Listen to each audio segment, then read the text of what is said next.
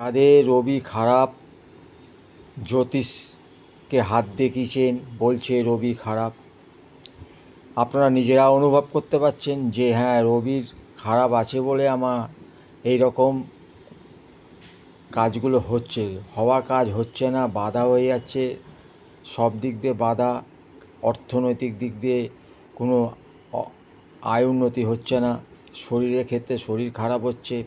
যে বিভিন্ন দিক দিয়ে যদি বুঝতে পারেন যে আপনার রবি খারাপ, তাহলে কোনো জ্যোতিষশাস্ত্রের কাছে যেতে হবে না, কোনো পাথর পড়তে হবে না। 26টা রোববার আপনারা নিরামিষ খান, এবং যদি বাইরের কোনো কাজে যান সেখানে জলের বোতল নিয়ে যাবেন, অন্য কোনো জায়গায় জল পান করবেন না, রাস্তাঘাটে চাও খাবেন না।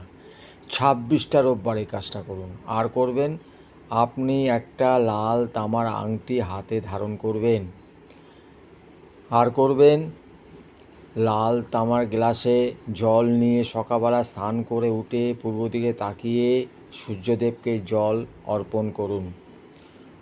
দেখবেন আপনার 26টা রোববার শেষ হওয়ার আগেতেই আপনার রবি ভালো দিকে আসতে চলেছে।